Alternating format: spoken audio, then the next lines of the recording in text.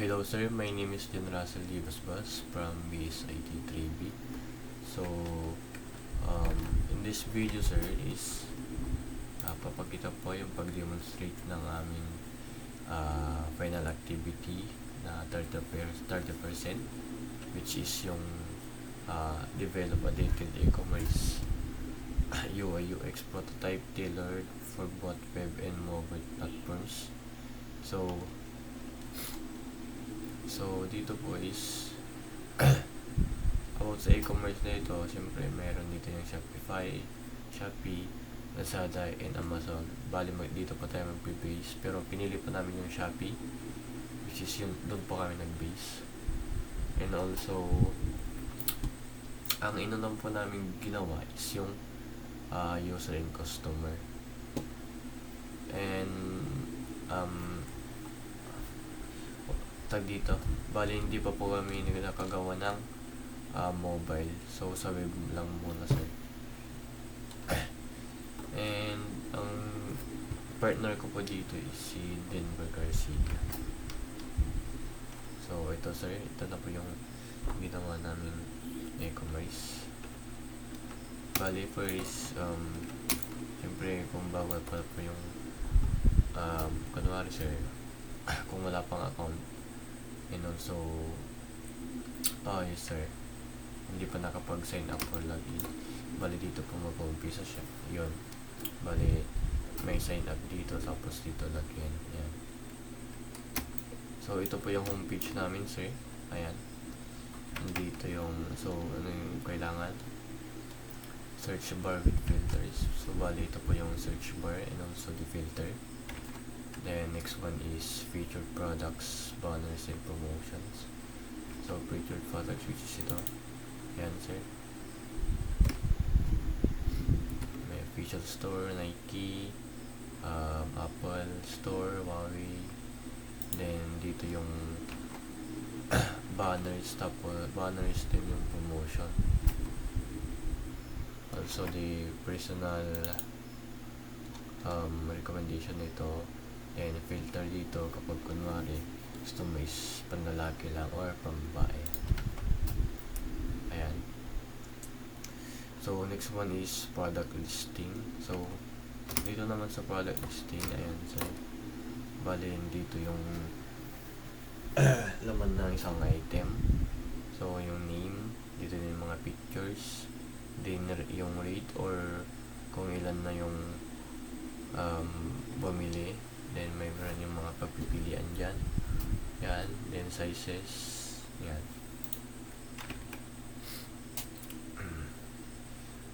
Product detail page. So sa product detail page naman sir, ito. Ay, saan na yan?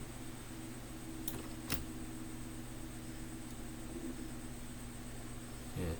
Ito. Ay, ayan. Ito din lang sir yung product details. Yan, lahat product details yung nasa taas.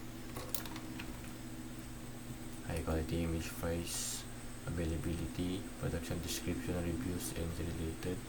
Add to cart. So bali yan yung tutukoy niya sir. Yan. Add to cart. Then high quality image. Ayan. Prices. Price. Ayan sir. Description. So ayan, may description minsan. Tapos reviews, ayan, related items, add to cart and buy now. Ito, add to cart and buy now.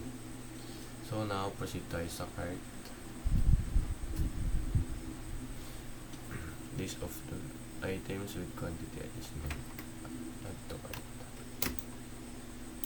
So dito sir, ito makikita nyo, ito po yung shopping cart or add to cart natin.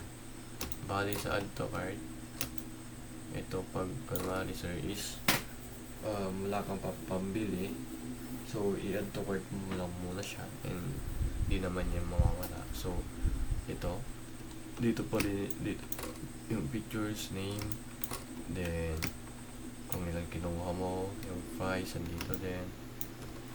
Ayan.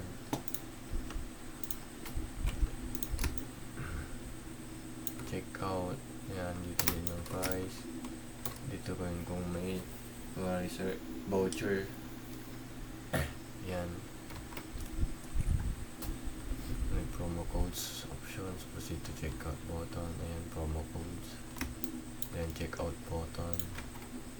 So next one naman is sa checkout. So dito sa proceed tayo sa checkout.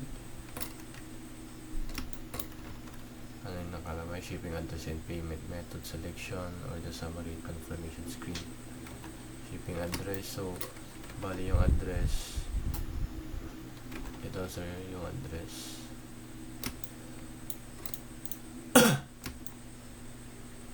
Then yung in-order natin. Dito din yung mga price. Hindi makita.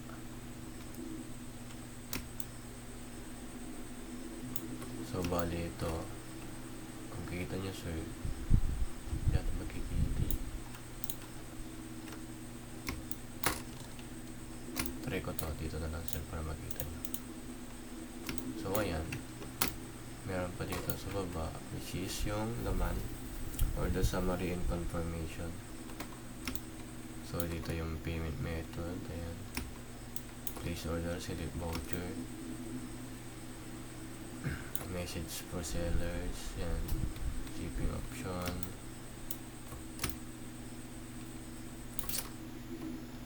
So ayan sir, next one is user profile, personal info and address book, order history and tracking, wishlist and notifications.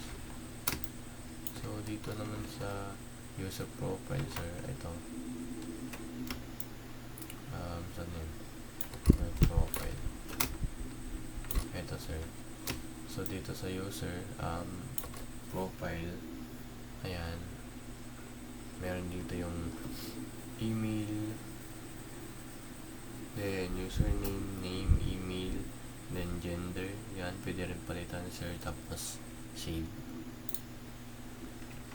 Then next one is order history and tracking. So ito pala yung user profile. Then next one is yung address. So ito sir, ito yung address, yan, name, contact number, then address. Then pwede rin tayo mag-change or mag-add ng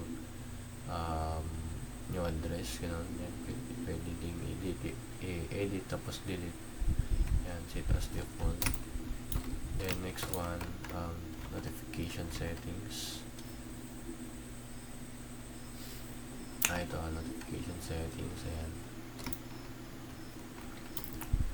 kikita natin dito yung email notification, gano'n, order updates, promotions. Yan.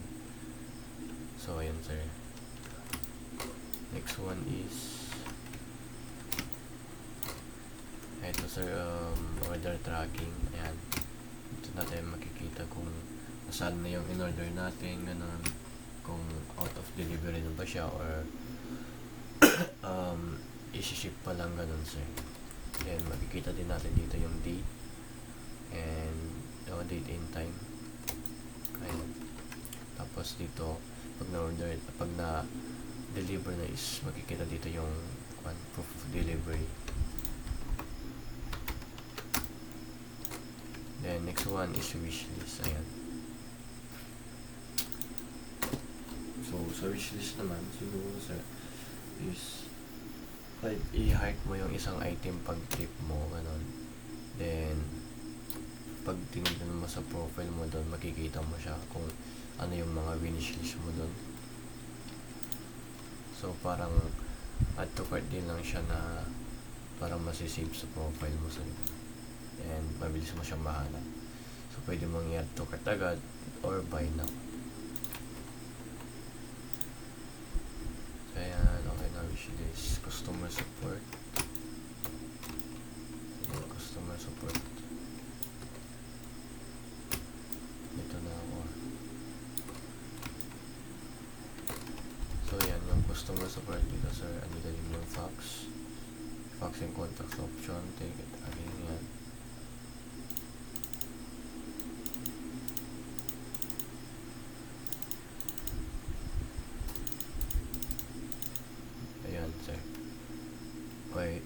dito yung mga facts. So bayad yan, example, mga sinasabi, stimulation, paper suspension, where did my lag, ayan. So ito yung naman ng facts, which is yung customer support sir. So next one is search results. Ayan. So dito naman sa search results sir is eto, like kunwari ito yung mga recently na sinearch mo, so automatic magpapakita yan. Then pagka-search mo naman, ayan, magpapakita yung item. Ayan sir. Like kunwari phone case, wala naman dyan. Like parang ito lang yung recently na sinearch mo, magpapakita. So ayan, bali okay na yung answer sa user and customer e-commerce prototype. Bali hindi naman na lahat. So ngayon ay papakita ko naman sa inyo sa prototype. I-play natin. So first sir is pag-open natin kunwari ng app, syempre sign up muna tapos login. Then after nyan, pwede natin scroll down. Then kita natin yung mga items dito. Yan. Then meron pa dito sa baba na recommendation. Yan. Pwede mag-search. Yan. Filter kasi hindi pa mga pipindot at meron yan. So pagka-click natin itong isang item, yan, pwede yung sabi mapagpindot yung wishlist. Punta dyan.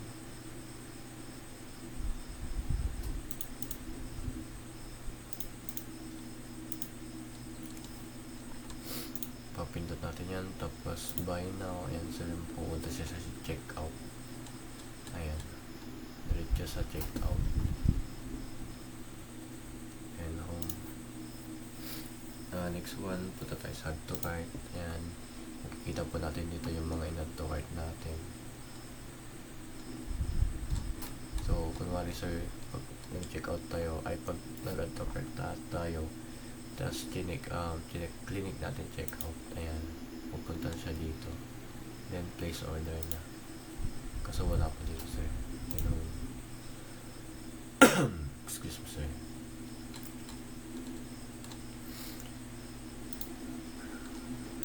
Kunwari ito, add to cart, ayan, pupunta siya dyan.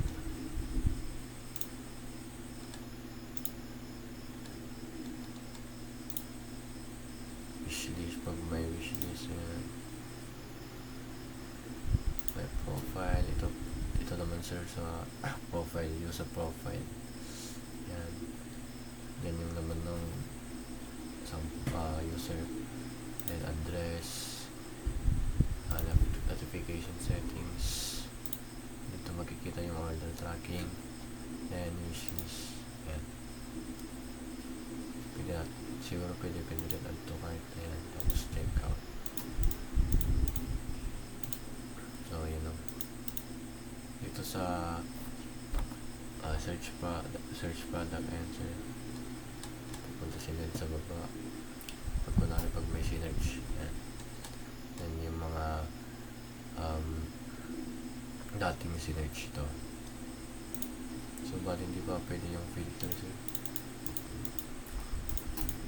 Yan, help, pwede naman. So pagka-login mo, pupunta siya dito. Pati dito sa sign up. Yan.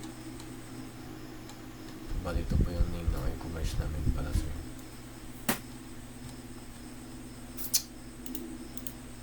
Ito card. Yan, scroll lang. Ito yung mga na-ito card. Pwede natin check out. Yan. Diretso na sa dito. Payment method. Yan. Yan yung mga naman. Dito din yung address. So ito po yung product na in-order. Then ito yung one. Presyo. Protection. Ayan. Kung kunwari gusto mo mas protected pa yung item mo yan, click mo lang yan, tapos mag-add ka ng another 10 pesos, ng 10 pesos, shop voucher, yan, change voucher, pwede yan dito, message for sellers, yan, shipping options, standard, local, shop voucher, shop video coins, then payment method. So, sa place order, wala pa sir, dahil di pa nagagawa. So, bali yun lang po muna sir yung nagawa namin about dito sa final activity namin. And we know po na wala may pang kulang dahil hindi pa po namin nagawan ng mobile. Bali, web pa lang po ito. Pero sa next series, pagsasabay na po namin para mas mapabilis po kami. So, yun lang po sir, and I hope po na nag-enjoy kayo sa panonood. So, thank you po sir sa panonood, and God bless po.